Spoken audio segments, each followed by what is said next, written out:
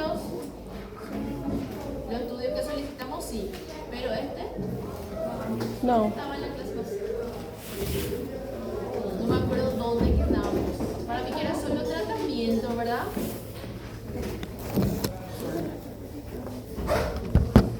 Pues no me acuerdo.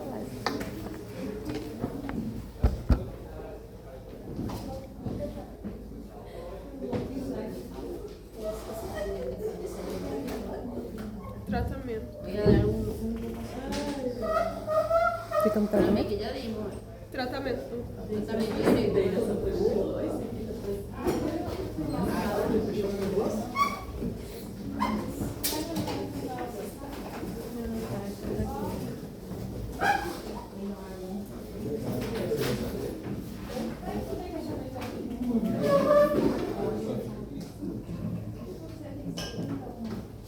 ¿Con eso sabes?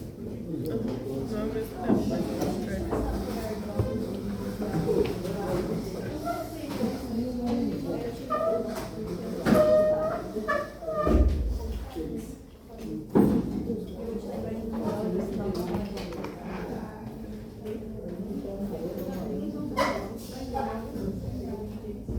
¿Tenemos enfermeros o enfermeras acá? Hoy es día de la enfermería.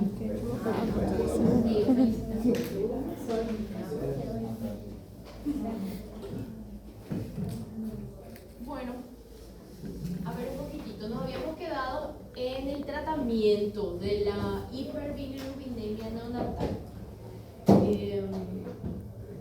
Habíamos hablado de las causas, de cómo se produce el paso de la bilirrubina directa a la barrera hematoencefálica, que eso es lo que nosotros más tememos, que no queremos que llegue a pasar eso, porque pasando esto el paciente podría tener podría tener una secuela irreversible, inclusive con relación a su desarrollo neurológico, inclusive podría llegar a óbito el paciente. Entonces, para evitar esto, para evitar esto, que llegue a ser un síndrome de Carpinteros o que llegue a pasar la encefalopatía hiperbilirrubínica, nosotros debemos de hacer un tratamiento al paciente. Y como es distinto a todas las otras patologías donde nosotros damos de repente un fármaco, un medicamento específico vía oral, endovenoso, para poder disminuir la patología en sí, en este caso es distinto el tratamiento que le vamos a instalar al paciente. Nosotros lo que queremos es disminuir la cantidad de bilirrubina indirecta en los pacientes, ¿sí? Vamos a hacer una división otra vez acá. En el caso de que yo tenga una encefalopatía, o sea, tenga una hiperbilirrubinemia a expensas de la bilirrubina indirecta, el tratamiento va a ser la luminoterapia. ¿Qué hace la luminoterapia? Convierte esta bilirrubina indirecta en directa para que el cuerpo pueda eliminar, ¿sí? En caso de que yo tenga una hiperbilirrubinemia a expensas de la directa, ¿por qué era que se producía? ¿Cuáles eran las causas de la directa? ¿Qué dijimos la otra vez? ¿Cuál era directa? ¿Por qué se producía un aumento de la bilirrubina directa? No. ¿Cuál era? La directa. Cuadros obstructivos, ¿verdad? De repente en el conducto, en los conductos extrahepáticos, intrahepáticos inclusive. Entonces generalmente tiene un resorte quirúrgico. Entonces va a ser diferente el tratamiento de la hiperbilirrubina a expensas de la directa y distinta a las expensas de la indirecta. Y acá vamos a hablar del tratamiento de la indirecta, que es dentro de todo la más frecuente. La más frecuente es la hiperbilirubinemia a expensas de esta bilirrubina no conjugada o indirecta. Bueno, independientemente del tipo de la ictericia, de la coloración del niño, etc., hay que tenemos que reducir esta cantidad, esta hiperbilirubinemia, ¿verdad? Por justamente esa neurotoxicidad y el riesgo que tiene de pasar la barrera hematoencefálica. Pero va a depender todo de qué, de la edad del paciente, de los factores de riesgo. Porque nosotros, a medida que el niño va creciendo, ¿sí?, vamos a tolerar un poquitito más el aumento de esta bilirrubina, ¿sí? Vamos a tolerar un poquitito más, porque el niño al inicio de la vida, si tenemos un aumento drástico, un aumento así, muy progresivo, muy rápido de esta bilirrubina, hay más posibilidades que cruce la barrera hematoencefálica, ¿sí? Dependiendo del tiempo de vida, vamos a ir tolerando un poquitito más, porque es bien sabido que en esa primera semana ocurre también esta hiperbilirrubinemia fisiológica, ¿verdad? Que es un aumento de la bilirrubina indirecta de repente por una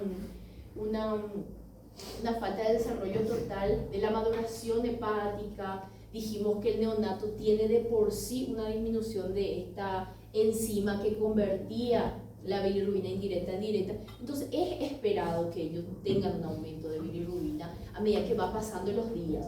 Y claro, tiene hasta su, digamos que un punto máximo también de tolerancia, claro. Y lo que ven acá es el normograma de Butani. Existen dos cuadros en realidad que utilizamos para poder definir si ingresa o no ingresa a la luminoterapia el paciente.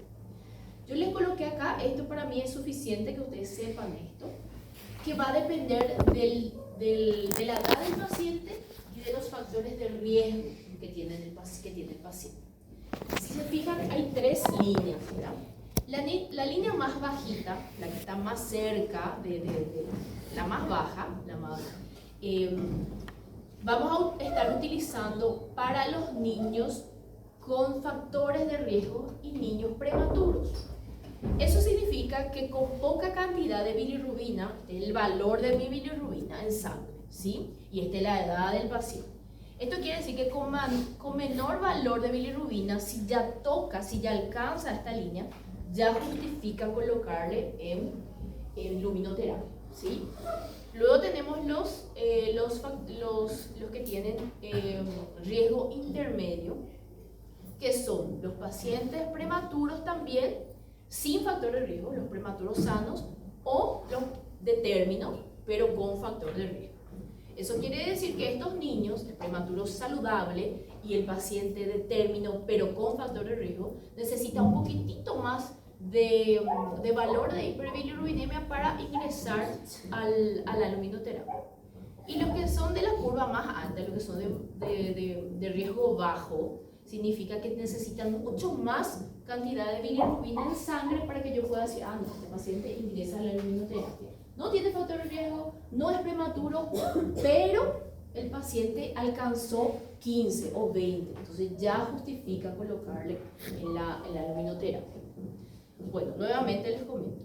Tres curvas que lo que van a variar es el valor de la bilirrubina, ¿sí? Los pacientes de riesgo elevado son los pacientes prematuros con factor de riesgo. Vamos a ver cuáles son los factores de riesgo. Los pacientes intermedios son los pacientes prematuros saludables y los pacientes de término con factor de riesgo. Y los últimos son los pacientes de bajo riesgo, ¿sí? De bajo riesgo, que no necesitan de repente con un valor menor a la bilirrubina, no ingresan todavía a luminoterapia. Un ejemplo, a las 72 horas de vida, un paciente de pretérmino que está con riesgo de una sospecha de cesio natal ya tardía ahora, se puso histérico, se le controló su bilirrubina en sangre y retornó 11. Un ejemplo, retornó 11, justito tocó acá la línea de la curva de riesgo alto. Y vamos a utilizar esta curva de riesgo alto, porque es un paciente de pretérmino con riesgo de sepsis otra vez. Entonces le ingresamos a la luminoterapia. De repente, un paciente a las 72 horas de vida, un paciente de 39 grados, madre que se controló súper bien, hizo su buen control prenatal, no tuvo infección urinaria, pero se puso histérico, un Kramer 2. Se le controló su bilirrubina y vino 12 o vino 13. Entonces nosotros colocamos acá nuestro normograma de Butani y aún no alcanza la línea que le corresponde a ese niño, que es un término sin factor de riesgo, entonces no ingresa a la luminoterapia. ¿Se entendió? ¿Sí? ¿Hay una duda con relación a la curva? Entonces nuevamente les comento, tengo tres curvas. Esta voy a utilizar para los de término con factor de riesgo. La curva intermedia voy a utilizar para los pacientes que tienen algún factor de riesgo pero son de término, o los pacientes saludables pretérmino. Y esta es la curva más alta, voy a utilizar en los pacientes de término sin factores de riesgo, sin ninguna comorbilidad, sin ninguna patología. Esto voy a utilizar. Significa que necesito valores más grandes, más altos, para poder ingresarle a la luminoterapia. ¿Y por qué no todos los pacientes histéricos le colocan la luminoterapia y ya está? ¿Verdad? Porque total, para bajar la bilirrubina. Van a ver que la luminoterapia también, así como cualquier otro fármaco, como cualquier otro tratamiento, tiene también efectos adversos. Uno de ellos sería separarle a la mamá del niño para colocarle bajo la luminoterapia. El enfriamiento, el sobrecalentamiento, la deshidratación, porque el niño evapora, tiene más pérdida insensible, puede llegar a quemarse, el paciente puede llegar a tener quemadura de primer grado inclusive.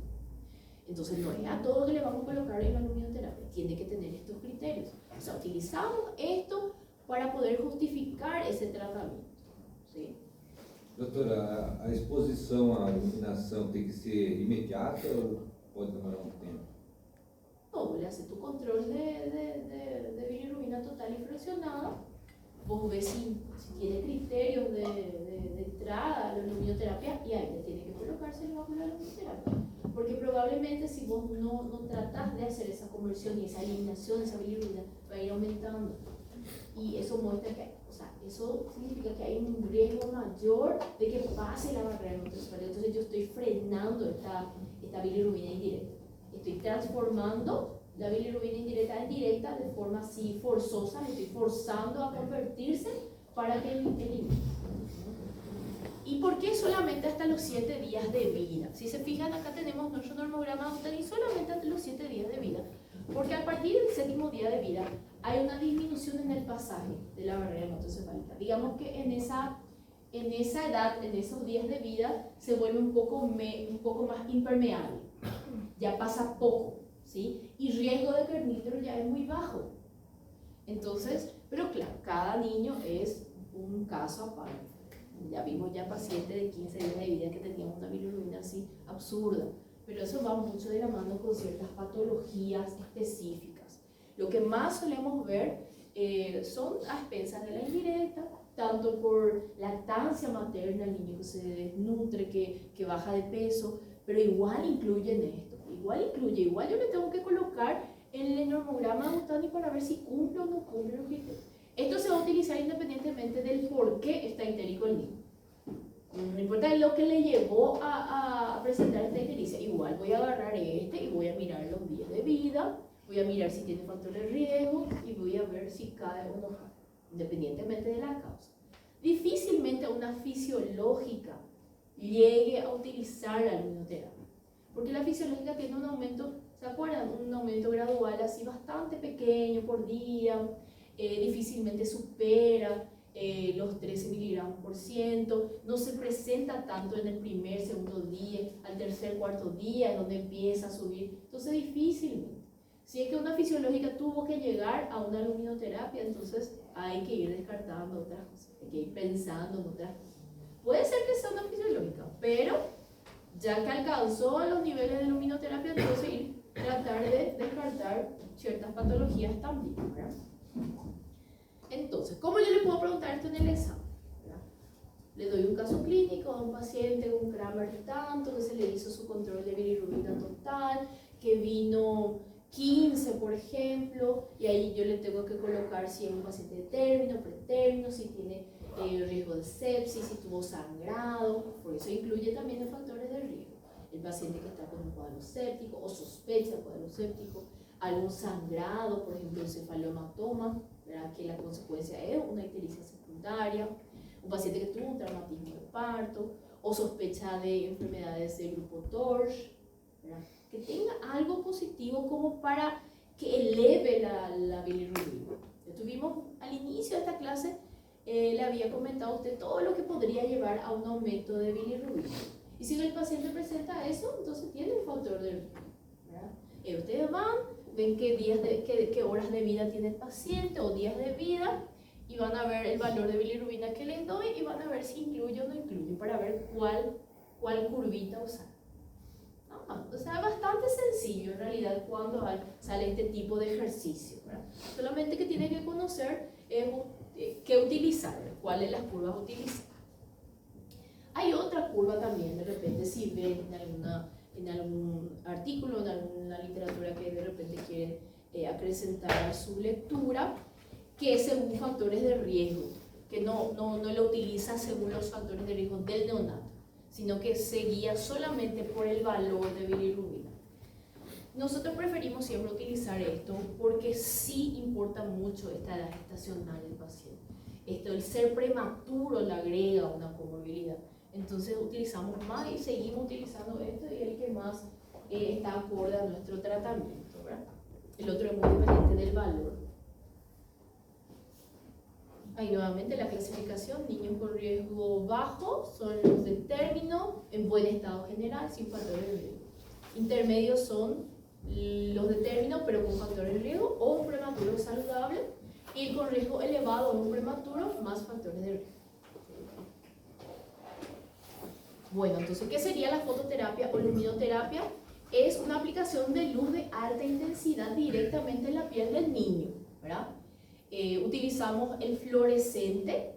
Lo ideal es el foquito azul, la luz azul, ¿sí? Pero también se suele utilizar la luz blanca. ¿Y qué hace? Convierte la bilirrubina liposoluble en hidrosoluble, indirecta en indirecta, a través de una fotoisomerización que ocurre en la parte vascular, en sangre ocurre eso, no pasa por la conjugación hepática, es por otra vía, ¿sí? Entonces no importa si el hígado está inmaduro, no es que le fuerza a irse al hígado y a madurar, porque saben ustedes que hay un déficit de esa enzima. Entonces hace a través de una fotoisomerización, le convierte, le fuerza a convertirse en bilirrubina directa y es excretada luego por la orina, ¿verdad? Inclusive a veces por el sudor, por la piel del niño se suele excretar. El paciente tiene así como, por ejemplo, una mantita blanca, etcétera, se suele teñir de amarillito por el sudor suele salir. Bueno, entonces su efecto se encuentra íntimamente relacionado con la energía de luz emitida, la distancia, tenemos también una distancia, y cuanto más expuesto está el niño, ¿sí? Cuanto más área le agarre, más rápido va a haber esa disminución de bilirrubina en sangre y una coloración normal del niño. Ojo, que una vez que el niño ingresa a la luminoterapia, los controles que vamos haciendo para decidir si sale o no sale de la luminoterapia no va a ir directamente relacionada con la apariencia, porque cambia muy rápido de la coloración, vuelve a la coloración, su coloración natural muy rápido, lo que va a reflejar realmente si hay una disminución importante es el control de laboratorio, analítica sanguínea, ese es lo fidedigno, ¿verdad? Entonces, ¿cómo le colocamos al recién nacido desnudo bajo la luminoterapia? Siempre cubriendo genitales y ojito, ¿sí? Porque son zonas más delicadas que podrían inclusive llegar a quemarse y lesionar el ojito del niño, ¿verdad? Indicar cambios de posición, justamente para que no esté solamente sobre un lugar, hacer el cambio de posición. Este es el único momento donde aceptamos que el niño duerma boca abajo, pero acuérdense que este niño va a estar bajo cuidado de enfermería o con cuidado, entonces es válido que pueda dormir de repente boca abajo, ¿verdad? Por la exposición. Vigilar frecuentemente la temperatura corporal, tenemos que evitar tanto que se enfríe. Imagínense un paciente que está ya en sala común ahora en este frío, entonces puede llegar a enfriarse el paciente o puede llegar a calentarse demasiado por la luz que emite. Entonces evitar eso, controlar eso, cubrir ojos, controlar aparición de secreción conjuntival que podría estar relacionado con la lesión ocular propiamente dicha. No guiarse por el color de piel una vez que el niño haya ingresado al alumino, como les dije, porque vuelve muy rápido a su color natural y ya no podemos identificar. El Kramer ya no nos sirve para control. El Kramer es solamente, las zonas de coloración es solamente para hacer un estimado, ¿verdad? Mira, este niño tiene un Kramer 3, le voy a justificar mi analítica sanguínea. La fototerapia generalmente se indica continua, sin embargo, se puede hacer de repente de forma intermitente para que la madre pueda darle de mamar. Pero hoy en día, los pacientes que tienen una bilirrubina bastante elevada, donde queremos que que baje donde está de repente ya cerca de la transfusión, etc. Le hacemos continua, inclusive la madre le da de mamar bajo la luminoterapia. Es un poco incómodo para la madre, obviamente, ¿verdad? Pero hay niños que tratamos de que no salga de la luminoterapia por nada, para tratar luego de descender más rápidamente, ¿verdad? Pero bueno, uno va individualizando ese tratamiento, ¿verdad? Bueno, ¿y cómo es el equipo? El equipo es lo más sencillo que pueda haber. Nosotros inclusive solemos hacer de forma casera, con los fluorescentes. Se compran en los lugares ya el fluorescente que tiene esa luz neón, esa luz azul. Entonces se podría fabricar, ¿sí? Es una luz que tiene una longitud de onda de 450 nanómetros, dice así, ¿verdad? Y el espacio entre el niño y la luz tiene que estar de 20 a 40 centímetros, que puede ser ni más corto ni muy lejos porque no va a tener la efectividad, o sea, es bastante cerquita, ¿verdad? Y preferentemente hay que combinar la luz blanca con azul, ¿verdad? La eficacia aumenta cuanto mayor superficie corporal está expuesto, ¿verdad? A veces solemos utilizar papel de aluminio alrededor de la cunita del niño para que refleje esa luz, o colchón de fibra de vidrio, y hace con que refleje esa luz y más superficie a esa luz. Claro, mucho más,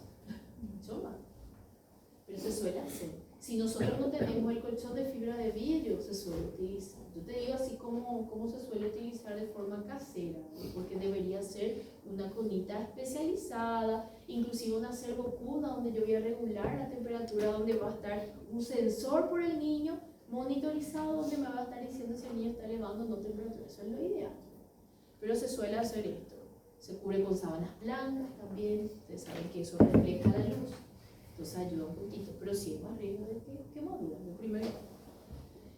Y bueno, y controlar siempre la luz, el tiempo de uso del equipo. No debe superar las 2000 horas, porque después pierde la efectividad. Ahí vemos uno de los equipos así que se suele utilizar, de los más comunes, ¿verdad? Si se van en el hospital van a ver que hay los caseritos, que son mucho más rústicos que estos, ya son lindos. Y luego están las incubadoritas o las servocunas que ya están especializadas para este tipo de tratamiento. Ahí se fijan que el niño está con una cobertura ocular y una cobertura genital. De los guantecitos no sé por qué le taparon, pero hoy en día no utilizamos, esos niños tienen que tener las manos libres. Y está con su frazadita, está con su sensor, etc. Esto es más controlado. Esto sería lo ideal para el niño, ¿verdad? Un sensor de temperatura, por ejemplo. El niño nuevamente expuesto. Además le coloqué para que sepan que sí se le puede colocar boca abajo, pero solamente en estos casos, porque yo necesito más superficie de contacto, ¿verdad? Pero siempre bajo la observación nuestra, ¿verdad? El niño no duerme boca abajo, después de los 6 meses recién puede acomodarse cuando quiere. Antes de eso siempre boca arriba o de costadito, ¿verdad? Siempre con esa protección ocular. Hay nuevamente el normograma de Bután, y este un poquitito más coloreado. Este, por ejemplo, es el que utiliza no solamente el riesgo, sino que alcanzando los valores de bilirrubina ya se suele decir que tiene un riesgo más elevado, un riesgo bajo, ¿verdad? Este es el otro que les comenté. De acuerdo al valor de bilirrubina ya se le ingresa al paciente a la luminoterapia. Bueno, en realidad es lo mismo, ¿verdad? Solo que ahí no está, lo que no está son en la clasificación del riesgo según los factores que tiene el paciente. Un poco más colorito, un poco más esquemático. ¿Y por qué hacer esto? Como les dije, tiene efectos adversos, ¿verdad? Aumento de pérdida sensible, puede llegar a presentar diarrea al paciente, aumento de pérdida de agua fecal, reacciones dérmicas, que es lo que suele ocurrir, sobrecalentamiento o enfriamiento, deshidratación del paciente, el síndrome del bebé bronceado, ¿sí? Que es la quemadura, alteración del ritmo circadiano. Sabemos que el paciente todavía no tiene ese ritmo circadiano establecido, porque el paciente duerme 18 horas por día, pero imagínense una luz constantemente sobre el rostro de ustedes, ¿verdad? Entonces el descanso se vuelve afectado también de este paciente, ¿verdad? Por más que esté cubierto igual. Y puede que interfiera en el establecimiento del apego de la mamá con el niño, ¿verdad? Ustedes saben que cuanto más pegado está el niño a la madre, hay más lactancia efectiva, hay un neurodesarrollo más efectivo, hay un mejor neurodesarrollo del paciente, y ese despegue de la mamá del niño puede crear no solamente una ruptura de vínculos, sino que una depresión postparto. Entonces interfiere en esa interacción, el apego, ¿verdad? Bueno, y luego de cada 4 a 6 horas durante la fototerapia hay que volver a controlar a los pacientes que ingresaron a la luminoterapia que tenían un rango bastante alto, rango de exsanguinotransfusión. ¿Qué es la exsanguinotransfusión? La exsanguinotransfusión serían los pacientes donde han fracasado la luminoterapia, o pacientes que superan totalmente el rango de luminoterapia, que tienen una cantidad excesiva de bilirrubina en sangre, donde también tenemos un cuadrito. Ya no le coloqué eso porque para mí me sirve muchísimo que ustedes sepan ya de la luminoterapia, para mí ya es suficiente, pero hay otro cuadrito también que habla de la exsanguinotransfusión. Es lo mismo, vemos los días de vida y vemos los valores, que son valores mucho más elevados. Si alcanzan esos valores, se le hace ya no la luminoterapia, sino la exsanguinotransfusión. ¿Y qué es la exsanguinotransfusión? Es sacarle un volumen de sangre e introducirle otro volumen de sangre fresco, ¿sí? Se hace la exsanguinotransfusión parcial y total. La parcial sería con el reingreso de suero fisiológico, etc., con plasma inclusive. Y la total sería con sangre fresca. Se le quita esa sangre que está llena de bilirrubina y se pone otra sangre fresca. Eso se hace a través de la osvaloclisis o vía venosa umbilical, ¿sí? Se hace. Generalmente se utiliza la vena umbilical, tanto para retirar y para introducir. Pero hay veces que se coloca en una vena y en una arteria, ¿sí? Se retira de la arterial y se introduce por la venosa. Entonces hay que controlarla. A los niños que ya tenían un rango muy elevado, cerca del rango de exsanguinotransfusión, se les vuelve a controlar a las 4 a 6 horas de haberle colocado en la luminoterapia, ¿sí? O si tiene algún factor que aumente el riesgo de carnícero. Por ejemplo, un paciente que está séptico, un paciente que está prematuro o que tuvo una asfixia, le volvemos a controlar 4 a 6 horas después. En la otra situación, un niño más saludable, más de término, que tiene menos riesgo de tener carníteros, podemos controlar inclusive 8 a 12 horas. Y es muy interesante porque puede bajar rápidamente, pero nosotros no le sacamos enseguida de la luminoterapia. Por más que haya bajado, en el normograma de Butani, le volvemos a controlar. Generalmente, mínimamente, un día queda el paciente en esa luminoterapia, por más que haya bajado. Y luego necesitamos 2 controles. En el caso de los niños saludables, claro, se le controla a las 12 horas, bajó, ya no está en el rango de luminoterapia, pero es muy temprano todavía, puede ocurrir el rebote. Entonces se le vuelve a controlar a las 12 horas. Si tenemos 2 controles consecutivos de un descenso importante, entonces ahí se le retira el paciente, ¿sí? No es de forma inmediata. Y es importante justamente por ese rebote, por ese aumento nuevamente de bilirrubina, se le vuelve a solicitar el control del rebote, justamente que es de 12 a 24 horas después de la suspensión total de la luminoterapia. Ahí se vuelve a evaluar si se le coloca o no se le coloca la luminoterapia. Pero menos de un día no se hace la luminoterapia, siempre por lo menos 24 a 48 horas, los que tienen esa mejor evolución por el caso. ¿Viste? 2 valores laboratoriales de clara evidencia, ¿verdad?, de descenso. Generalmente utilizamos de 4, un valor de 4 miligramos de cilitro por ciento, ¿verdad? Más o menos ese rango.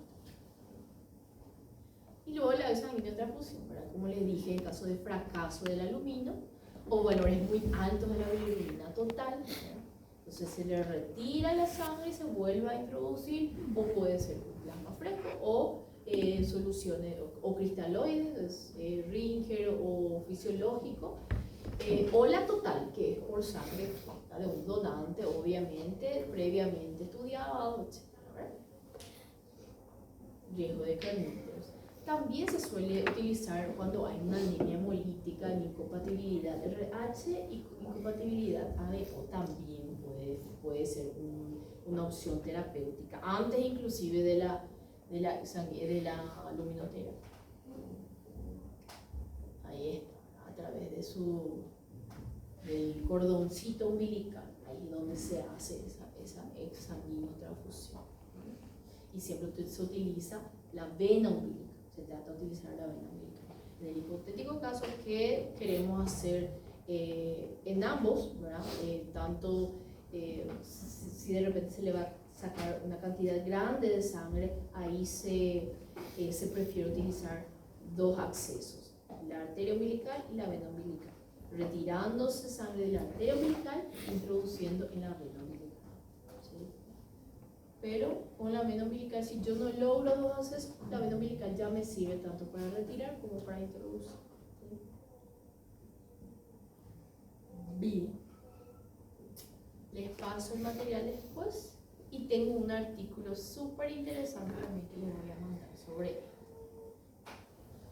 ¿Tienen alguna pregunta sobre hiperbilirrubinemia? ¿Es diferente a la ictericia? Porque la ictericia es la coloración amarilla de la piel. La hiperbilirrubinemia es la patología, ¿verdad? Lo que hace el aumento de bilirrubina en sangre, en la hiperbilirrubinemia. Y se debe de tratar, ¿verdad? Por el riesgo de carnívoros.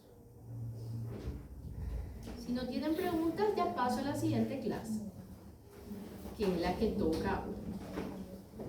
¿Está bien? Ok. Bueno. Y después ya solamente un tema ya tenemos, posterior a esta. Es convulsión neonatal y luego hipoglicemia neonatal. Le vamos a dar la próxima clase y probablemente la última también. Bueno, con relación a las convulsiones neonatales, son multifactoriales.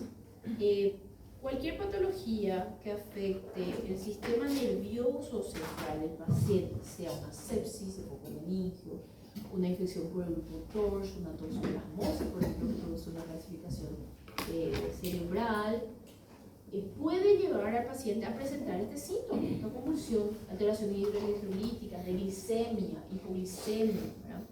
Entonces, multifactorial. No como mi paciente pediátrico, que si viene convulsionando sin fiebre, tengo que pensar en una enfermedad epiléptica, ¿verdad?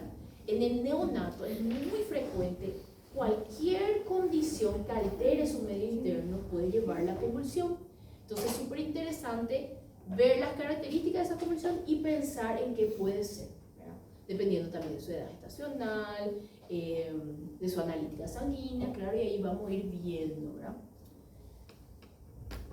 Entonces, multifactorial, puede ser un parto dificultoso, un traumatismo de parto, un sangrado intracraneal, hipoxia, una alteración del medio interno del paciente, ¿verdad? Entonces, constituyen en sí una morbilidad neurológica. Si el paciente convulsionó en su etapa neonatal, por más que haya superado, no haya recibido ningún tipo de anticonvulsivante, etc., le agrega una comorbilidad en el futuro. Luego un lactante que viene convulsionando por fiebre, que es algo muy frecuente hasta los 5 hasta los 5 años de vida, pero la madre dice, ¿vos sabés, doctora, que convulsionó luego cuando era neonato? Entonces ahí ya pensamos que podría ser otra patología, no pensamos solamente en las crisis febriles, ¿verdad? Entonces le agrega una comorbilidad a mi paciente, estas convulsiones neonatales.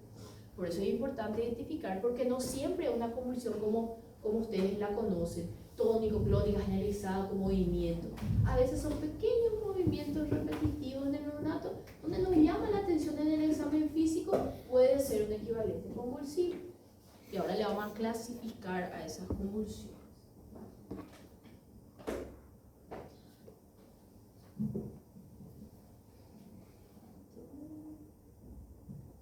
Ok.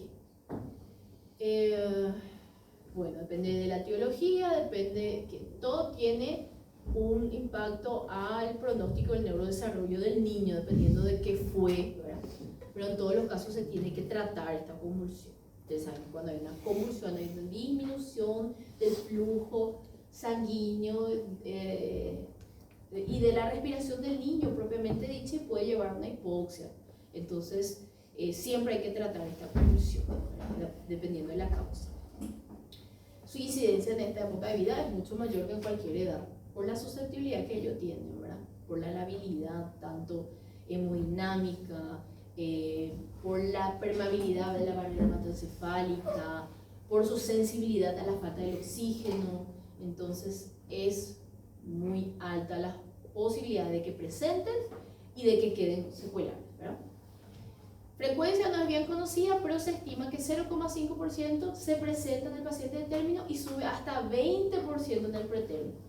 ¿Sí? El paciente prematuro tiene un riesgo mucho más elevado de presentar.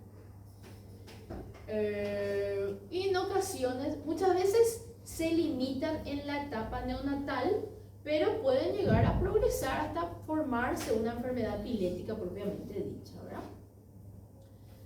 Bueno, las convulsiones de carácter ocasional son debidas generalmente a una disfunción neurológica aguda que es a causa de una agresión, una hipoxia, etc., ¿verdad? Y algunas de ellas van a desarrollar posteriormente a una enfermedad epiléptica de un 10 a 30% de todas las epilepsias presentadas, ¿verdad? Y acá la etiología, las causas múltiples, en realidad son muchísimas, pero vamos a empezar por lo más frecuente, ¿verdad? Una enfermedad hipóxico-isquémica, que era la consecuencia más grave neurológica de la asfixia, ¿verdad? La encefalopatía hipóxico-isquémica. Una hemorragia, por ejemplo, intracraneal, ventricular, subaracnoidea, subdural, dependiendo dónde está afectando, va a tener cierta característica, su convulsión, y le lleva a una comorbilidad al niño. Infección del sistema nervioso central, sea por una sepsis, sea por un streptogalactiae o por enfermedades del grupo TORCH, ¿sí? Alteraciones metabólicas, glucosa, vamos a ver la próxima semana que una de las manifestaciones clínicas de la hipoglicemia más frecuente es la convulsión. Alteraciones de calcio, electrolitos, la hiperbilirubinemia, el síndrome de Kernigter, justamente. Cualquier alteración hidroelectrolítica, malformaciones, policitemia también está en esta clasificación, o cualquier malformación en el sistema nervioso central. Por ejemplo, una hipoplasia del cuerpo calloso, una hidrocefalia, alguna alteración en la anatomía del cerebro del paciente, ¿verdad? O de repente algún efecto colateral de algún fármaco. Tanto una iatrogenia como una introducción de anestésicos, tanto locales durante la episiotomía o anestésicos generales durante una cesárea, o de repente como un síndrome de abstinencia en la madre adicta también, ¿verdad? Porque durante la gestación el niño recibe constantemente concentraciones elevadas de ciertos fármacos, ciertas drogas, y una vez que nace el paciente hay un cese de ese flujo, de ese fármaco.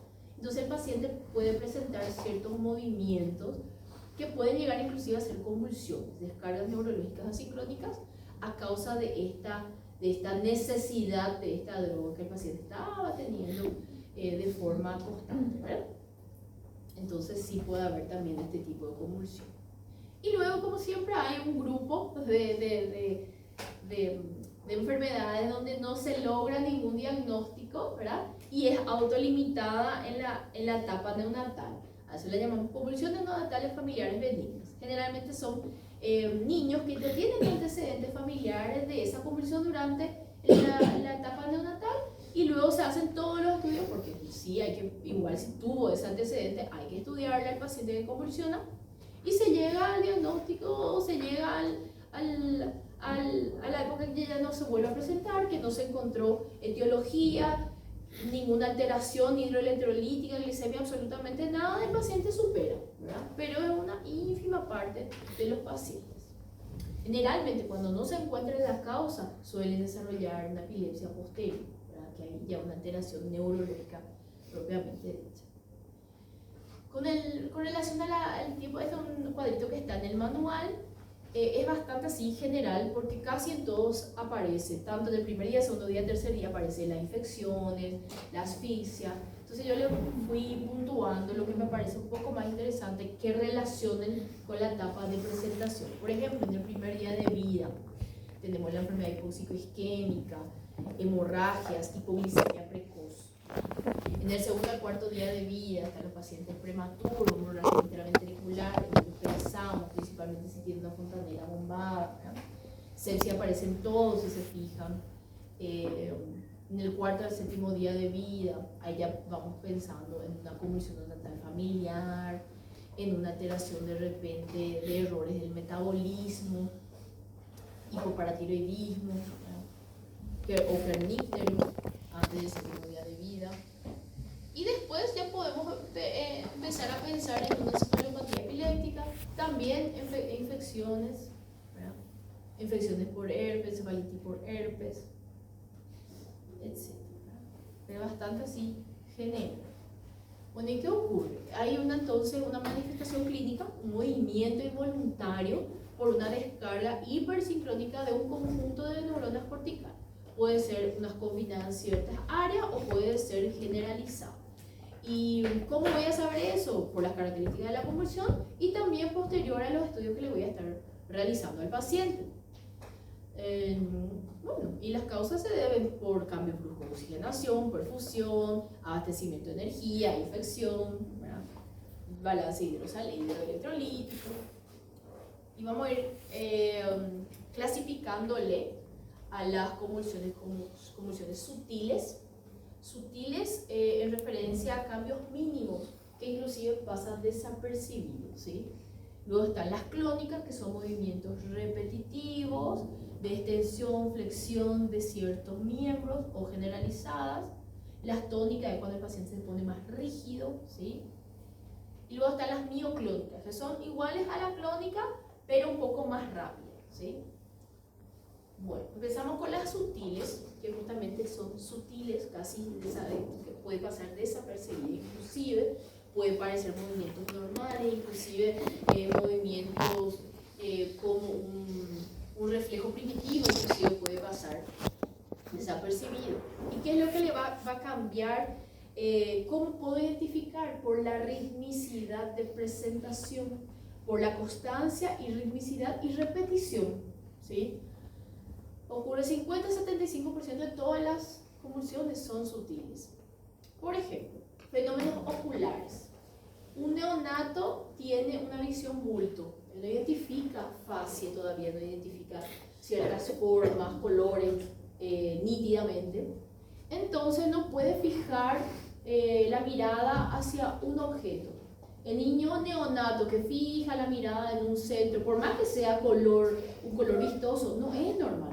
El niño abra el ojo y mire fijamente, ¿sí? Eso es algo, no es algo normal, entonces podría ser una convulsión sutil, ¿verdad? O por ejemplo que lateralice el ojo, o que parezca que siga con la mirada a algún objeto, eso no es normal tampoco. Nistagmus puede presentar parpadeos. ¿Y cómo identifico si un parpadeo es normal? Porque es un parpadeo continuo. El paciente no va a estar parpadeando, nadie parpadea continuamente, ¿verdad? No sé que sea un tic, y en el caso de los niños puede ser un equivalente convulsivo. Movimientos de boca, carrillos o lengua. Por ejemplo, un niño que está con un movimiento de chupeteo, que está succionando algo que no hay en la boca. Sabemos que el niño tiene como reflejo primitivo el reflejo de succión. Pero ¿cuándo ocurre el reflejo de succión? Cuando algo se introduce en la boca.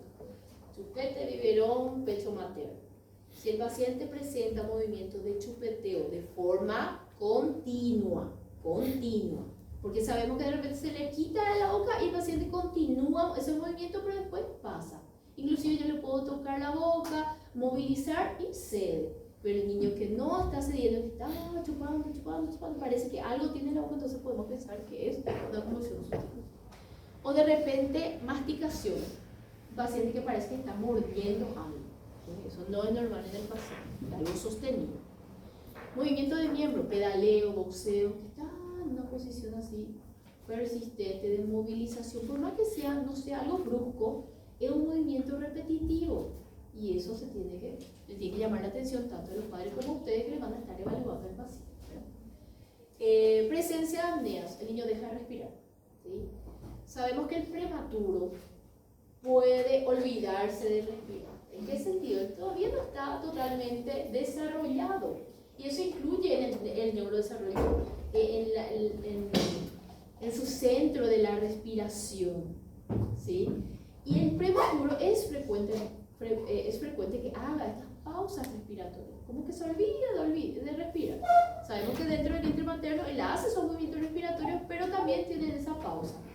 Y muchas veces, ellos así también ocurren ya aquí afuera, en su vida. Entonces es muy frecuente que ellos presenten esta apnea. Cuanto más prematuro, más frecuente es la apnea. Pero en el término no, el paciente de término no es frecuente. Me da un ratito permiso, voy a mover un poquitito.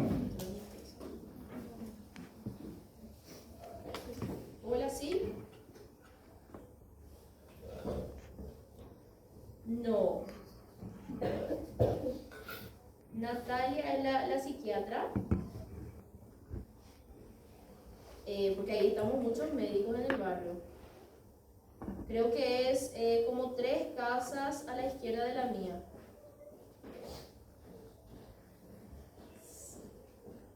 Sí.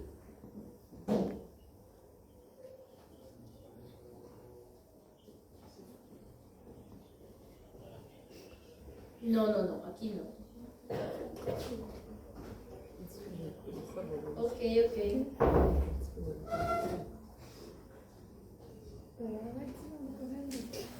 Perdón, chicos. La de mi casa tuve que aprender. Ok. Continuando con las convulsiones sutiles. Ok, la presencia de apnea, como les dije, sobre todo en el recién nacido término, no tiene por qué hacer apnea. Si presenta apnea al paciente, podemos pensar que es un equivalente convulsivo y buscar la causa, ¿sí? Claro que se le va a hacer todo los pasos, la reanimación, etcétera, lo que fuere, ¿verdad? Como para que el paciente pueda respirar nuevamente, pero puede ser una convulsión, ¿sí? Fenómenos autonómicos, por ejemplo, esto claro la madre no va a identificar porque esto nosotros probablemente le vamos a controlar estando en el servicio, ahí vamos a poder identificar hipertensión arterial, taquicardia, bradicardia, taquipnea, fenómenos vasomotores cutáneos, eso sí podría identificar la madre, que sería piloerección, por ejemplo. Una piloerección constante, el paciente siempre está con la piel de gallina, no es frecuente tampoco eso. Entonces pensar un poquitito, ¿verdad? Porque siempre, supongamos que no hace ni frío y el paciente tiene esa piloerección, llama un poco la atención. Salivación lo mismo, el RN no salivea, el lactante salivea, ¿sí? Babea, hay niños que babean muchísimo, eso se relaciona con el estímulo olfativo de las comidas, de repente con la dentición, etc. Hay niños que babean, eso es normal en los lactantes, pero el RN no babea. Veo un RN que está con su baba, me tiene que llamar la atención, una salivación excesiva. Cambios pupilares, más difícil de ver, ¿sí? A veces hacerle reflejo pupilar al RN es difícil, ¿verdad? Pero está descrito también, y esto la madre no identificaría, ¿verdad? En este cuadrito de acá, habla del electroencefalograma. El electroencefalograma es el estudio que nosotros le vamos a realizar a todo paciente que convulsiona, donde yo quiero encontrar la causa y hacerle darle un diagnóstico al paciente. Generalmente a todos se le pide en un momento de la vida, ¿sí? ¿Qué dice del electroencefalograma? Que frecuentemente no tiene una correlación muy buena entre las convulsiones sutiles y el electroencefalograma. Eso quiere decir que suele venir normal el electroencefalograma. No se instala como una enfermedad epiléptica este tipo de convulsiones. Puede ser por las distintas causas que estuvimos viendo, hipoglicemia, puede ser por alteración hidroelectrolítica. Generalmente no desarrolla hay una lesión instalada y una descarga neurológica llamativa en este tipo de convulsión. O sea, no se utiliza tanto el electroencefalograma para hacer el seguimiento de este tipo de eventos, ¿sí? Y tienen un buen pronóstico. Dentro de todas las convulsiones, estas son las que tienen un mejor pronóstico, ¿verdad? Como ya se habrán dado cuenta, son cambios, son movimientos, pero no son así movimientos tan intensos. Cuanto más intensos son los movimientos, entonces más descarga, más lesión se pudo haber presentado. Bueno, vamos escalando. Están las clónicas, que son las más frecuentes en los recién nacidos de término. Ahí le dividimos en focales y multifocales. Focales, por ejemplo, sería un movimiento de miembro superior, ¿verdad? Multifocales sería miembro inferior más miembro superior o ambos miembros superiores, ¿verdad? Varias partes del cuerpo. Y como diagnóstico diferencial en las clónicas le tenemos a los temblores. ¿Cómo puedo identificar si una convulsión o un temblor? A los temblores se le toca y va cediendo, o se le cubre y va cediendo. Tienen bastante sensibilidad al tacto. Y una convulsión, por más estímulo, por más que yo le esté tocando, atajando, no va a ceder. ¿Sí? No va a ceder. Y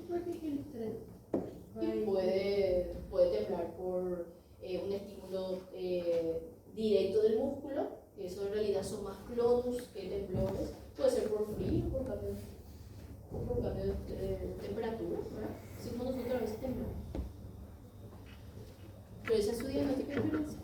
Están las mioclonias al inicio del sueño también, de repente por un estímulo. A más de uno le habrá pasado de repente cuando está por dormir, hace como un movimiento. Nunca le pasó eso, parece que uno se asusta. Pero podría ser por eso, ¿verdad? O por cambio de temperatura. Pero uno al tocarle a esos temblores, esto pasa, ¿sí? Ya las convulsiones no van a ceder. Tiene buena correlación con el electroencéfalo. O sea, ¿qué dice? Que sí hay un trazado anómalo en el electroencefalograma cuando hay este tipo de convulsión, ¿sí? Claro que cada patología o cada enfermedad epiléptica o también enfermedad de grupo TORCH inclusive tiene ciertos trazados específicos en el electroencefalograma. Pero no me voy a adentrar en eso porque eso es muy fino con relación a neurología en sí. Pero sí tiene correlación con las convulsiones clónicas, ¿no? Pero dentro de todo tiene un buen pronóstico. Ahí vamos empeorando con las tónicas, ¿verdad? Ahí ya le vemos luego a un paciente más comprometido, parece, está en una posición de opistótono, parece, ¿verdad? Es más frecuente en los pacientes de pretérmino, sucede mucho en la enfermedad hipóxico-isquémica o cuadros infecciosos como meningitis. Pueden ser focales o generalizadas. Focales sería que se entiende solamente un miembro, ¿verdad? Por ejemplo. Y las generalizadas serían posiciones así más llamativas como en esta imagen, ¿verdad? Imitan posturas de desfibrilación de corticación, se ponen todo duro, ¿verdad? Y el niño posterior a las convulsiones queda en un estado congenital. Son descargas tan intensas que el cerebro se agota y el paciente queda postrado. Pueden tener dificultad respiratoria posterior a eso, pueden tener alteraciones de signos vitales posterior a la convulsión, ¿verdad? Entonces estos niños quedan en un estado letárgico, en un estado posictal, ¿verdad? Después de la convulsión. Y son así, posturas rígidas, sostenidas, ¿verdad? Tiene un mal pronóstico este tipo de convulsiones, sea cual fuera la causa, pero presenta esta convulsión, entonces tiene mal pronóstico. Y se ven alteradas, tanto en las focales como en las generalizadas se ve alterado el electroencefalograma en estas convulsiones. Y luego están las mioclónicas, que son como las clónicas, solo que más rápidas, ¿verdad? También pueden ser multifocales o focales, y también el diagnóstico diferencial va a ser mioclonía al inicio del sueño, clonus, el clonus que el niño tiene de por sí. ¿Cómo yo veo el clonus en el paciente? Nosotros solemos hacerle como un estímulo en el piecito del neonato. Le hacemos esto y el paciente empieza a temblar el piecito. Y ese es un estímulo muscular directo, ¿sí? Sería el clonus que tiene, que no se relaciona con nada patológico. Yo le estoy haciendo un estímulo y el paciente está funcionando su músculo y la terminación nerviosa, nada más. Y esa es la diferencia, ¿verdad? O sea, la diferencia es que uno toca este tipo de estímulo muscular y cede. Ya las mioclónicas, las clónicas no ceden, las persisten. Y pronóstico variable, dependiendo de la causa que fuera. Y el electro generalmente normal también en las clónicas. Entonces, sutiles, clónicas y mioclónicas, el electro suele ser normal. Las tónicas suelen estar alteradas, el electroencefalograma, y son las más graves, ¿no? Bueno, ¿y qué le pido? ¿Qué le pido? ¿Cómo estudio yo esto? Claro que siempre la parte general del paciente yo tengo que cuidarla. Cuando hablamos de tratamiento es asegurar vía aérea, tratar de calmar lo que encuentro, etc. ¿Y qué es lo más frecuente? Sepsis, disturbios hidroelectrolíticos. Eso es lo que más frecuentemente le lleva a una convulsión al neonato. Y después vamos haciendo los descartes buscando ya déficit de ciertas vitaminas, déficit de ciertas enzimas, pero es lo más infrecuente, ¿sí? Y lo primero que le pedimos es el hemograma impactante de fase aguda. Quiero descartar una sepsis, siempre, convulsión, descartar sepsis, ¿verdad? ¿Qué puedo encontrar también? Anemia, plaquetopenia, policistemia, datos de sepsis como leucocitosis, procalcitonina, PCR, también de repente podríamos agregar algo, ¿verdad? Dosaje de electrolitos. Los electrolitos pueden también, una alteración hidroelectrolítica puede llevarse, principalmente cuando se relaciona con sodio. Sodio es el electrolito que más causa estragos a nivel cerebral. Gasometría para ver su estado actual, ¿verdad? Claro que la gasometría no me va a servir mucho en el paciente que ya convulsionó ayer y viene ahora, ¿verdad? Porque eso me muestra en el momento si hay algo alterado en el paciente. Pero hace parte de nuestro screening si es que viene inmediatamente posterior a la convulsión. La glicemia también, súper importante, siempre medir hemoglucotés en el paciente que convulsiona, no solamente en el neonato, en el paciente pediátrico también, hemoglucotés siempre. Y luego, según la historia clínica, según los hallazgos, ir viendo si entramos en el protocolo de hiperbilis, si entramos en el protocolo de sepsis, ¿verdad? Dependiendo de qué voy encontrando en los estudios laboratoriales o en la historia clínica, ¿verdad? Y cuando se van gastando mis posibilidades, voy afinando un poquitito mi estudio, ¿verdad? Como les dije, eso es lo más frecuente. Le voy a pedir un estudio por imagen, le voy a ver sangrado, etc. Y luego están los estudios un poquitito más específicos. Por ejemplo, medir ciertas enzimas, ciertas alteraciones, por ejemplo, de ácido láctico, amonio, la fenilcetonuria, que es una alteración de la fenilalanina, en una enzima que va a estar ausente, y eso hace con que se aumente este aminoácido en sangre, causando muchos estragos, no solamente a nivel cerebral, sino que a nivel del digestivo, etc.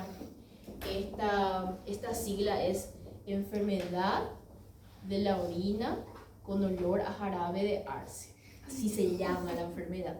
Es justamente por una alteración de una enzima, por falta de una enzima que degrada ciertos aminoácidos, y esos aminoácidos se concentran en el paciente, acumulativo, y hace con que tenga un olor característico el paciente, un sudor fuerte, una orina de olor característico, que hace una comparación en este jarabe. El jarabe de arce es como una cobertura que se utiliza allá en Norteamérica, en Canadá, creo que hay la planta de que se hace esta cobertura que utilizan para panqueques, etcétera, se come, ¿sí?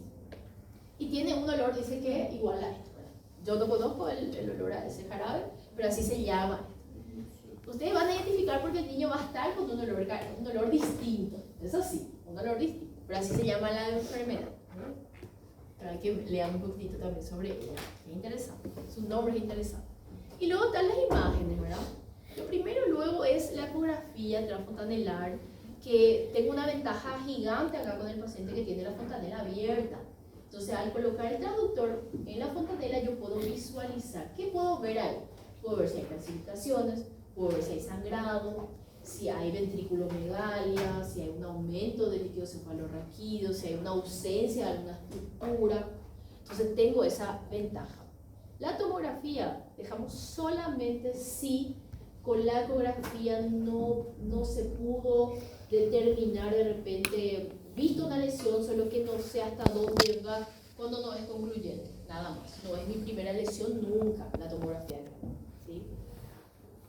Luego está el electroencefalograma, que es como el electroencefalograma, igualito que el electro, va a medir las descargas, ¿verdad? Solo que no se coloca los electrodos acá en el pecho, se coloca en la cabecita. Puede ser a través de una gorrita que tiene los electrodos o directamente se le pega a la cabecita del niño. Esto se hace en vigilia y en sueño, ¿sí? Y se va a ir viendo los trazados. Interesante que no se hace inmediatamente después de la convulsión, ¿sí? Se hace posterior, tiene mayor, es más fidedigno encontrar alguna normalidad posterior, no se hace de forma inmediata, ¿sí? Luego está el video electroencefalograma, que vendría a ser como un holter cardíaco, es uno cerebral. Se le deja y se le deja por lo menos por 24 horas. Ahí se va detectando las pequeñas descargas durante su día del paciente. Y se va relacionando la hora, qué hizo en ese momento, qué se le hizo al paciente en ese momento. Entonces se va viendo. Es solamente en los casos controvertidos donde no es concluyente donde hay mucha duda diagnóstica, o en ello se podría pedir, ¿verdad? Y el fondo de ojo es súper útil también, considerado como un estudio por imágenes. ¿Qué puedo ver ahí? Lesiones retinianas características de cierta enfermedad del grupo TORCH, o de repente algún sangrado también, se puede ver algún signo de hipertensión craneana, se puede ver con fondo de ojo. Entonces vendría a ser útil también, ¿verdad? Ahí del electroencefalograma que ya le estuve diciendo, ¿verdad? Cómo es, que mide. Y no solamente para darle un nombre y apellido a la patología, ¿verdad? Para descartar que sea una enfermedad epiléptica, sino que también nos sirve para el seguimiento de esta enfermedad. Supongamos que se decidió darle un anticonvulsivante al neonato por la característica de convulsión, no se encontró nada que corregir, entonces se le indica su anticonvulsivante, se le mide su electroencefalograma, se ve descargas, se introduce el medicamento y luego para ver si tiene o no efectividad se vuelve a hacer el electroencefalograma, ¿verdad? Entonces sirve para acompañar la efectividad de las drogas, ¿verdad? Bueno, algunos diagnósticos diferenciales de lo que es las convulsiones. Habíamos hablado de la mioclonía al inicio del sueño, son movimientos así repentinos. Apneas no convulsivas, que se relacionan más con los pacientes lactantes de pretérmino, ¿verdad? Temblores o clonos, que son estímulos directos al músculo en sí, ¿verdad?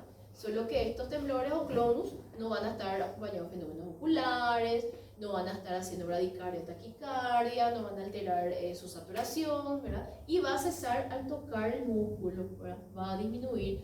Un paciente que está temblando de frío le vamos a abrigar y va a ceder esos temblores. Un paciente que está con los movimientos por excitación del músculo, al tocar va a ceder, ¿verdad? Y el tratamiento, ¿verdad? Siempre, independientemente de la causa, este va a ser el algoritmo que van a utilizar. No solamente en neonatos, todos los pacientes convulsionan, vía aérea, oxigenación, posicionar al paciente, signos vitales, hemoglucotest, siempre hemoglucotest. Y claro, de repente si yo tengo forma de hacer, controlar electrolitos en sangre de forma inmediata, hago también una vía periférica para introducir los anticonvulsivantes si es necesario. Sonda nasogástrica abierta, dejarle en ayuno al paciente por el riesgo de que vuelva a convulsionar y broncoaspirar, ¿verdad? Hidratación si va a quedar en ayunas. Y eso, controlar que él esté normotérmico, normohidratado, normooxigenado, ¿verdad? Tratar de que esté todo en su normalidad, tratar de identificar esto y que es lo más rápidamente tratable y tratarlo, ¿verdad? Ese es de forma general. Luego el tratamiento específico que va a depender de qué está alterado para corregir. Acá, por ejemplo, incluye la glucosa, los electrolitos, donde yo tengo que ir haciendo esta corrección, ¿verdad? Por ejemplo, una hipoglicemia, que vamos a hacer un poco más énfasis la próxima clase, pero vendría a ser esto, ¿verdad? Que serían los push de glucosa. Está hipoglicémico convulsionando, se le hace el tratamiento para esa convulsión por hipoglicemia, que es mandarle glicemia, ¿verdad? Para que suba esa glicemia del paciente. En hipocalcemia se corrige el calcio, en hipomagnesemia se corrige el magnesio. Piridoxina, bueno, hay un grupo de convulsiones, ¿sí? que se clasifican como convulsiones idiopáticas. Idiopáticas porque no se encuentra ninguna alteración hidroelectrolítica, metabólica, infecciosa, etc. Pero al hacerle el dosaje de estas vitaminas del complejo B, encontramos que ellos tienen disminuido. Entonces se estima que es por un déficit de estas vitaminas, ¿sí? Entonces si es que yo encuentro un descenso de estas vitaminas, se le da las vitaminas, es algo específico, ¿verdad? Por ejemplo, la vitamina B6 se le hace inclusive endovenoso el tratamiento, pero no es muy frecuente o no es muy detectable, ¿verdad? Porque el dosaje de vitamina vamos a pensar en un último caso, ¿verdad? Primero vamos a pensar en sepsia, etc. Y Y cuando ya no encuentro, ahí de repente voy a ir por las cosas más finitas, ¿verdad? El dosaje de vitaminas, el dosaje de ciertos aminoácidos. Entonces, para las convulsiones idiopáticas, tenemos acá el complejo B, ¿verdad? La piridosina, biotina y ácido folínico. Inclusive, chicos, los niños que tienen una enfermedad epiléptica ya así diagnosticada con su anticonvulsivante, nosotros solemos hacerle como un suplemento de estas vitaminas en estos pacientes, ¿verdad? Ahí está la dosis. Y entonces la convulsión idiopática se le da su complejo B6, B8 y B9. Y estas son las drogas que utilizamos. La droga de primera elección sigue siendo en los protocolos el fenobarbital. Solo que comentarle un poquitito que cada vez estoy viendo más que los neuros están utilizando el de segunda línea, que es el levetiracetam. Pero en nuestro manual sigue apareciendo, o sea, nuestro nuevo protocolo inclusive sigue apareciendo de esta forma. Ningún anticonvulsivante es 100% seguro para los neonatos, pero acá es riesgo-beneficio, ¿sí? Tipo, no hay ningún anticonvulsivante seguro para él, porque tienen muchos efectos adversos. Pero por eso no a todos se le hace, o sea, hay que hacer un buen seguimiento, un buen descarte de las causas, ¿verdad?, que generalmente llevan, y después recién se le instala, ¿verdad? Doutora, aqui no Paraguai não tem nenhum estudo para tratamento de convulsão com cannabinoides?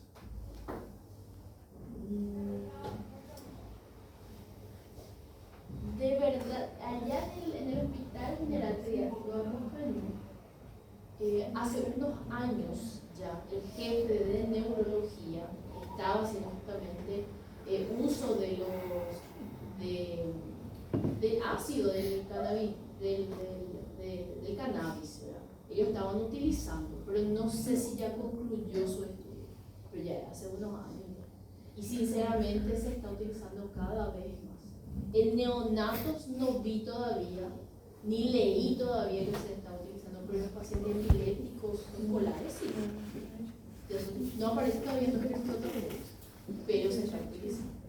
En los pacientes, por ejemplo, que tienen epilepsia refractaria, tratamiento, ellos son utilizados. No solamente eso, sino que la dieta cetogénica también se utiliza bastante en estos pacientes. Pero habría que ver. Sé que se hace, pero sinceramente no leí ninguna conclusión todavía, ¿verdad? Y aparte que son así de resorte más especializado, los subespecialistas los que se van a encargar de eso. Nosotros como pediatras generales al menos no. Vamos a derivarle con el neuro que tenemos solamente los neurólogos pediatras para la ciudad, y de repente ellos, pero sí, ya están utilizando. Doutor, a senhora falou dieta cetogênica. Sí, la dieta cetogénica. O que usou? El mecanismo de acción, sinceramente, no sabría explicarte, pero se utiliza muchísimo en la dieta cetogénica, que es justamente una disminución de los carbohidratos, un aumento de proteínas, disminuye, dice que tiene un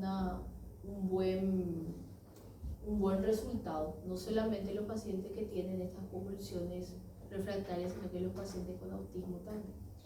Yo veo que indican bastante. Así el mecanismo por sí mismo no sabría explicarte detalladamente, pero sí se utiliza bastante. Tarea, ¿verdad? Para leer un poquitito. Ok, entonces vamos a ver con las drogas más frecuentemente utilizadas. Vamos de lo más frecuente, la primera línea, hasta lo último que vamos a ver en las convulsiones refractarias ya. El fenobarbital, la difenilidotoína y el levetiracetam. Los tres yo les cuento que se utiliza sumamente frecuente, ¿verdad? El fenobarbital no contamos nosotros en la parte pública, por eso estos dos suelen ser los más utilizados. Inclusive la fenitoína, que es la difenilidotoína, es la que más se utiliza. Tiene un efecto bastante similar una y otra, ¿sí? Y la dosis, si se fijan, es casi igual, ¿verdad? 20 miligramos kilo peso. Entonces la dosis inicial, la dosis de carga, es una dosis que ayuda a tener una concentración plasmática adecuada, y luego inclusive se puede utilizar en urgencia. Y luego se deja a mantenimiento, que es una dosis un poco más baja para que se mantenga esa dosis plasmática, ¿verdad? Y si se fijan es casi igual la dosis, ¿verdad? 20 miligramos kilo peso, 5 miligramos kilo peso, 20, 3 a 4, de 25 miligramos quiero peso. Es muy parecido, ¿verdad? Luego tenemos el diazepam, que utilizamos en convulsiones activas también, ¿sí? Esto no solamente en neonatos, utilizamos en los pacientes pediátricos, también sigue siendo nuestra principal fármaco durante la convulsión. Se fijan que acá no está el ácido valproico, que se utiliza mucho en las convulsiones, no se utiliza en los neonatos, tampoco aparece el midazolam. El midazolam produce mucha depresión respiratoria y más en nuestros pacientes. Y en los pacientes prematuros causa hemorragia intracraneal. Entonces, nunca va a ser nuestra primera lesión en la convulsión, ¿sí? Siempre el diazepam y después uno va viendo con el fenobarbital, difenil, etc. Y luego lidocaína hay que pensar que serían en convulsiones refractarias a estos tratamientos de primera línea, ¿verdad? Y siempre la elección de estos anticonvulsivantes va a ser individual. De repente nosotros como médicos generales vamos a poder tratarle la convulsión ahí en urgencia con diazepam o con difeniliantoína. Podemos dejarla en mantenimiento y ahí se hace un estudio nuevamente con el electroencefalograma, con una interconsulta con neuropediatría y ahí se va a definir el tratamiento definitivo del paciente. Muchos de los pacientes quedan por un buen tiempo con el anticonvulsivante, muchos no, va a depender también, como les dije, de la causa que fue lo que le llevó a la convulsión, si es que encontramos una causa, ¿verdad? Y si no se encuentra, se le deja con su anticonvulsivante justamente para evitar futuras crisis. Inclusive le dejamos como si fuera un neuroprotector. En estas pacientes que ya tienen una patología de base que es predictora a futuras crisis, ¿qué significa? Un niño, por ejemplo, que tiene una hidrocefalia, o un niño que tiene hipoplasia del cuerpo calloso, o un niño que tuvo un kernicterus, que presentó a repetición, o una enfermedad hipóxico-isquémica, un niño que estaba teniendo su convulsión, entonces se le deja su anticonvulsivante y se va viendo, ¿verdad?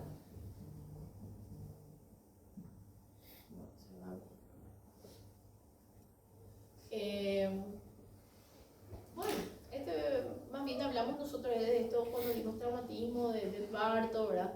Cuando van comenzando las convulsiones, podemos pensar en uno u otro, cómo se manifiesta, por ejemplo, la enfermedad hipóxico-isquémica a las 6 a 12 horas de vida puede presentar una depresión del sensorio, puede presentar su convulsión. La subaracnoidea va empezando en el segundo día, una hemorragia un poco más lenta, ¿se acuerdan? El hematoma subdural puede ser primero asintomático o estar deprimido el sensorio, la fontanela siempre va a estar abombada, la intraventricular también abombada, sí es mucho más rápido, más progresivo y más agresivo, ¿verdad? Los errores congénitos del metabolismo, como la fenilcetonuria, etc., vamos a ver en la semana de vida recién, infecciones, ¿verdad? Como la sepsis focomeningio, etc., siempre son precoces también las convulsiones. Y eso, ¿verdad? Los del grupo TORCH también se suelen manifestar en la primera semana de vida las convulsiones. Luego, este sería nuestro algoritmo de manejo que podemos inclusive utilizar en las urgencias, ¿verdad? Que primero se corrige la parte general, se ve si hay algún disturbio, se corrige eso. Si no sé las convulsiones, entonces ya podemos pasar a nuestro fármaco de primera línea, que es el fenobarbital. Si pasa con el fenobarbital, ya no se vuelve a presentar, puede quedar en mantenimiento y ir viendo la causa de la convulsión. Si no pasan, ahí voy a una segunda dosis, inclusive el fenobarbital, o directamente ya paso a la difenilidantoína. Luego de la difenilidantoína, el diazepam, que siempre le tenemos ahí indicado en caso de convulsión activa. Y luego está la lidocaína y el tiopenta. Un algoritmo de qué primero, qué después, nada más, ¿verdad? Pero claro, va a depender todo también qué tienen disponible, ¿verdad? Muchas veces nosotros ya pasamos directamente al diazepam y ahí buscamos si tenemos en farmacia la difenilidantoína, ¿verdad? Pero eso sería lo ideal siempre, ¿verdad? Mantener eso. Que esto se ve a causa de que producen menos efectos adversos de estos fármacos de primera línea. Luego vamos pensando en cómo. Por lo menos quiero que conozcan dosis de diazepam, difenilidantoína y fenobarbital. ¿Sí? El resto ya. Muy bien. Muy bien. Traten de no faltar la próxima clase, ¿sí? Porque después para seguir el ritmo es temprano. Dosis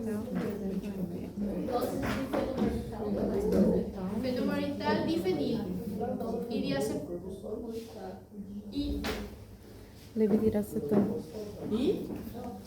difenil, fenobarbital, fenitoína. En realidad, difenil, fenobarbital, levetiracetam es la misma dosis, 20 miligramos y 5 miligramos. ¿Se fijaron? Los tres son de la misma dosis. Entonces, ataque 20, 12 mantenimiento 5.